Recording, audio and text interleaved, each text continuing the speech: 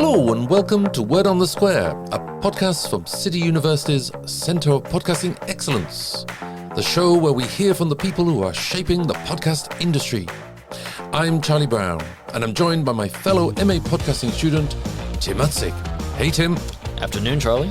So today we're listening to a chat that our lecturer Sandy Waugh had recently with Hannah Àjàlá-Rahman, who amongst many great things is the producer of the much acclaimed BBC Sounds podcast, Love Janessa. So let's have a listen and see what you think. My name is Hannah Àjàlá-Rahman. I am an international reporter, journalist, and a podcaster. I'm the presenter of an award-winning podcast, true crime podcast called Love Janessa. So part of the skill in trying to set up as a credible podcaster is knowing how to sell your idea. What would your top tips be for people in preparing that process?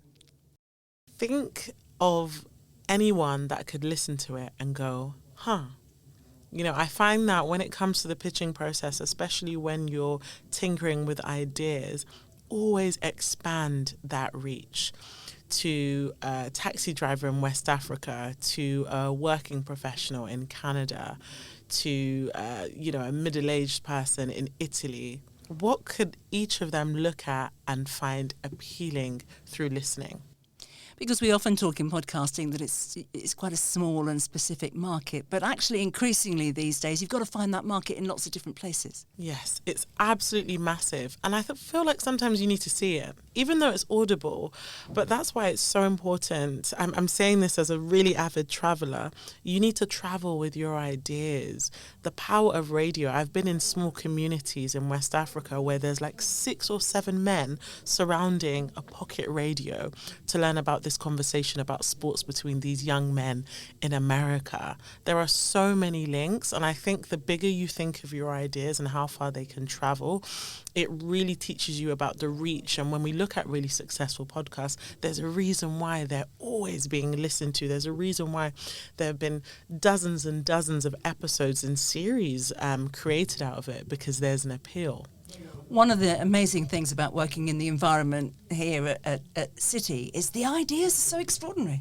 They really are. My goodness, we've listened to 11 incredible pitches, so well thought out, so well researched, and with the bits of feedback we've given them, it's just so good to know where they are already at a point where, for a majority of the ones that I listen to, honestly, I can see amazing commissioners like Wondery, BBC Sounds, CBC Podcast, commissioning that. It's really good. So it's actually about trusting your own instincts to some extent, isn't it, as a creative, and going, do you know what, I really do think this will work, I'm going to give it a go. I think that's where it starts, isn't it? Like when you look at that gap, when you do your research and realise, wow, this actually hasn't been done. And I think this is advice to everyone. There will never be another you. No one can ever tell a story the way you can. And one commissioner's trash is another commissioner's treasure. Don't think that because it's been rejected once that that's the be all and end all of it. Definitely diversify the type of people you want to push these ideas forward to. It's quite a hard thing to take the first time it happens though, isn't it? And someone goes, I don't like your idea. It can be hard. And I know there's millions of quotes, when one door closes, another opens. But I think it just starts with that self-belief of knowing, hey, like I've put in a lot of work with this idea. This is my baby that I've unleashed into the world. I'm going to show it around a few places and then figure out if it needs more work. Maybe if it's not for now, maybe it's for a few years from now, or maybe it just needs a complete resurfacing. So what would your little gem of advice be to anyone who's thinking of trying to experiment with their first idea?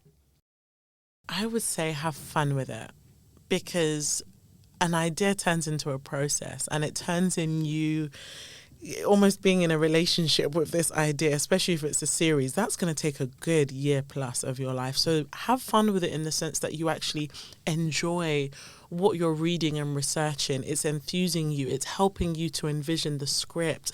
There could be some cliffhangers and, potholes that need filling and some guests that you're discovering along the way with your research. You genuinely need to really like what it is that you're doing, you're researching and you're learning about.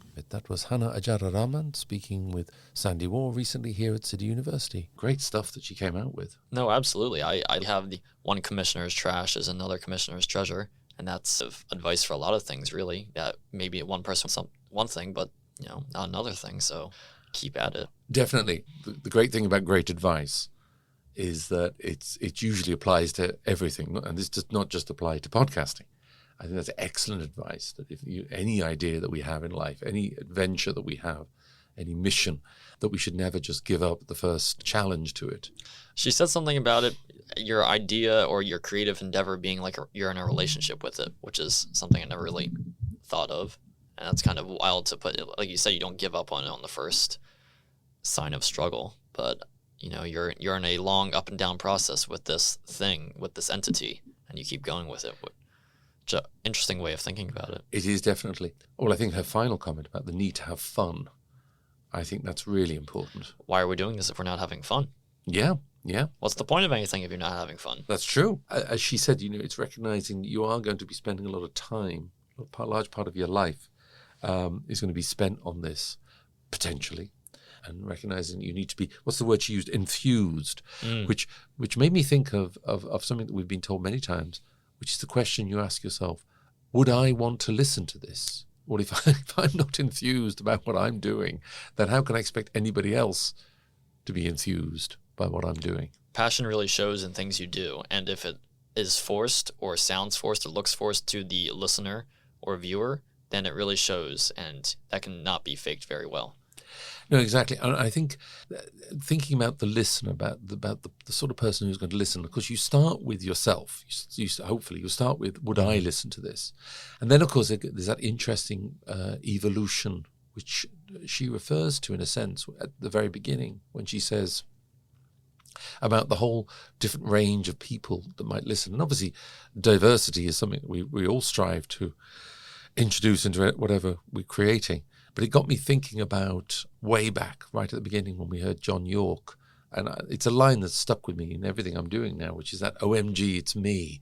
That's that moment you want, hopefully, in a listener or a reader or whatever they're consuming, where they say, that's me. I get this. I'm connecting with this. And if you can get that, obviously in the intimate medium of a podcast, hopefully you've really got a hit there. You got to create a reason to care. Yeah. And to keep coming back. Absolutely. I think she had many good lines in that from the top to the bottom. She kind of had just great nuggets of advice. And when she sat in with our pitch to product, she had lots of positive advice. Yeah, and I think that clip spoke to what we'd all experienced during her feedback. Very positive feedback. Very clearly she'd listened. She'd listened to what did she say? 11. I'd lost count of how many of us are pitching. But she said 11. Yeah, 11 pitches, and she listened to every single one. She was very sensitive to what people were saying, and I thought it was extremely helpful. And the positivity, it shines through what she just said in that interview.